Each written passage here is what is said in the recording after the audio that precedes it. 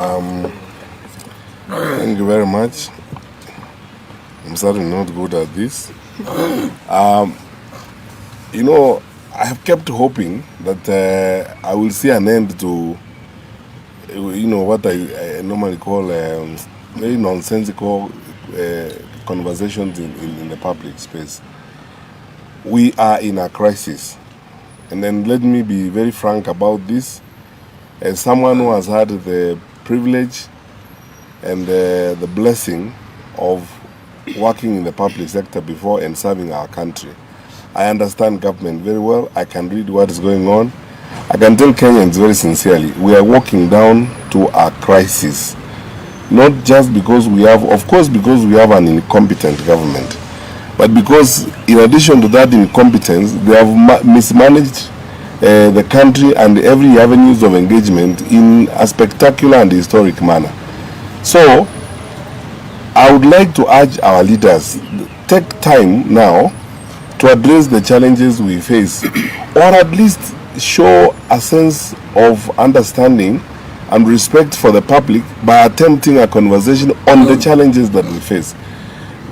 Not on the kind of garbage that you keep spewing every day and so on and so forth. The challenges we face in this country have nothing to do with a tribe. So you cannot say huwezi kusema hii shida imeletwa na Wakikuyu, ama hii shida imeletwa na Wakamba, ama imeletwa na kina fulani. Hiyo ni tabia ya mtu ambaye ameshindwa kufanya kazi. Kwa sababu mahali popote utaenda katika taifa letu la Kenya, watu wanaumia na watu wanalia. Kila wakati sisi wengine tunajiuliza hawa wenzetu viongozi wanaishi wapi? Because there isn't a part of this country I've gone to where you do not meet people suffering, young men and women who have deferred their university learning programs because they cannot raise fees. Kids who cannot go to secondary school because the fees is unaffordable. Levies have been introduced that the government is not even in control of and doesn't even know. These are the challenges we face. Forget about, and we can see, we are not dumb. Tunaweza kuona clearly matamushi haya yanaelekea wapi. This kind of language where it is headed.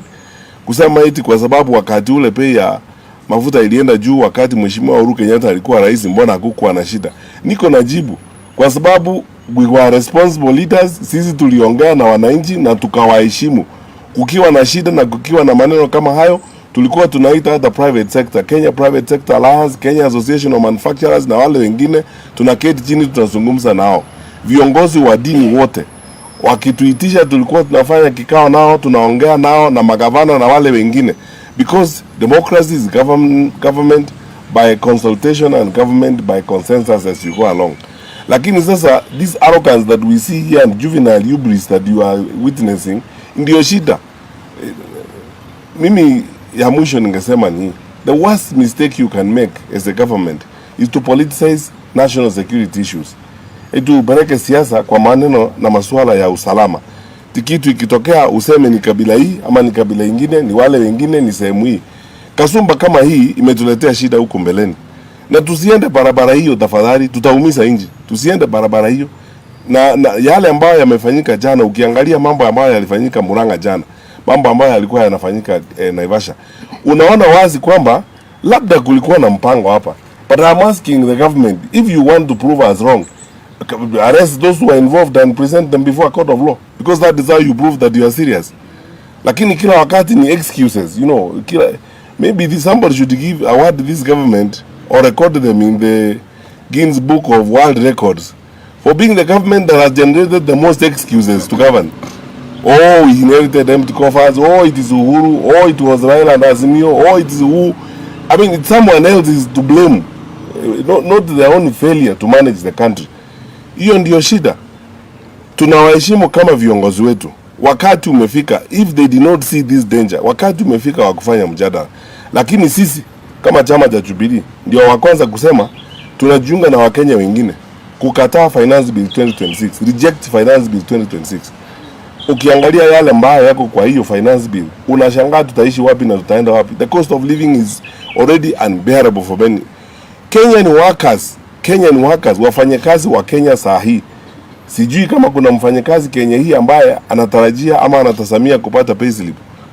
Maisha ya kufanya kazi nchi sasa imekuwa kama ni ni utumwa. It's slavery. And Kenyan workers are paying every day over taxation. Na ukweli ni kwamba hii serikali imetoka kwa mpango wa IMF program. Why did they get out of the IMF program? Kwa sababu wamekataa audit. IMF inauliza audit.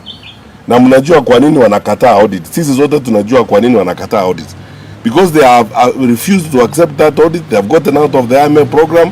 Sasa they are trying to look for money to plug the holes through overtaxation. That is the truth. Tuambiane ukweli na tuambie wananchi ukweli yale ambayo yanafanyika. So whether you bribe leaders of the transport sector for a day or two to get out of the street, whether you intimidate them or whatever you do, the problem does not go away.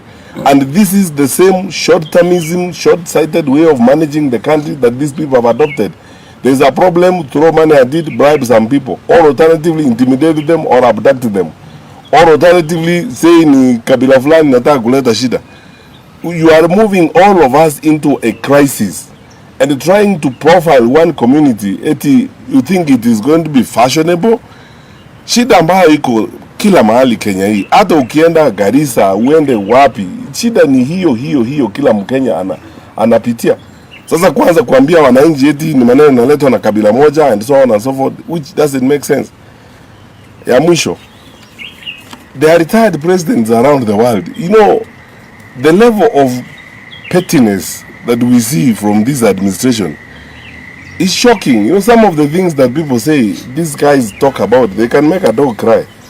The president retired, and that's all. And serikali, unajua, if you cannot manage a retired president, honestly, what can you do? Utafanya nini? You know, managing a retired president is the easiest thing, because there is an act that says what that retired president is entitled to. Na mzee amefanya kazi yake, amepumzika, ako pale huko Ichaweri, anaendelea kuangalia mambo ya wajukuu wake. Sasa wewe kazi yako ni kila siku, even at the middle of the night you dream you are having a nightmare. Unaita Uhuru Kenyatta. You are going to call your wife or your girlfriend Uhuru Kenyatta in the middle of the night. Let's be serious, people. I'm telling you, let's be serious, people. Kenya deserves better. We have been independent for the last 63 years. We are respected around the world and in the region.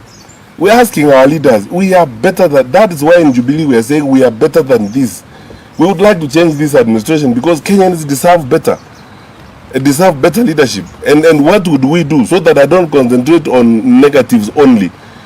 We would introduce transparency and management of the energy sector differently from what you see these days. We will not engage in conflict of interest. We will not lead a government where we ourselves are doing business in the oil sector. Because in doing that, because of conflict of interest, we will not be able to regulate and manage the sector effectively.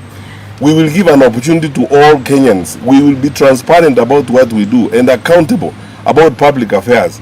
If we spend money from the petroleum fund levy or the road maintenance levy, we will tell the public what we have done in that kind of way. And even if we don't tell the public for one reason or the other, we have parliament. Parliament is the representative of the people.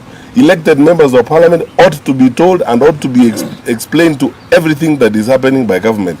Sasa, if they don't trust the rest of us, even with the so-called G2G, why don't they take it to parliament? Our representatives are in parliament. I will be very happy and satisfied myself if members of parliament were taken through all this and all this information was given to members of parliament. Sasa hii ukora unaendelea hapa ya kuibia nchi ndio imetuleta mahali tumefika. Na wananchi wakiuliza maswali ni kupiga nduru Uhuru Kenyatta. Sasa Uhuru Kenyatta ni chorus to explain everything, including your incapacity to deal with things. Finally, the level of insecurity in this country is going out of hand. On this particular one, I am doing because I have an individual and personal responsibility as a former Minister of Interior. The level of insecurity in our country is going out of hand. In rural parts of this country, challenges like livestock theft and so on are on the rise. Homicide cases, cases of rape and the murder of women, femicide is becoming a crisis now in the country. You have noticed in the recent weeks what has happened. Young children raped, killed, and so on and so forth. Please, take charge. You have the law, you have the instruments. Take charge. And as you take charge, come out and engage candidly and listen to the people of Kenya. I respect and I believe everyone should respect our religious leaders. They have almost shouted themselves hoarse addressing this administration, the Conference of Catholic Bishops, the PCA leaders, the NCCK, everyone. Please listen to those men and women of God, and government should listen. But for now, we will all be holding now public engagements ourselves as we go along with our members, discussing Finance Bill 2026. Our honest view is that it should be rejected because of its draconian and punitive taxation measures that will hurt everybody in the country. Thank you. Questions? Yeah, they don't have questions. They are very happy with what we have said and they're satisfied. Yes, sir.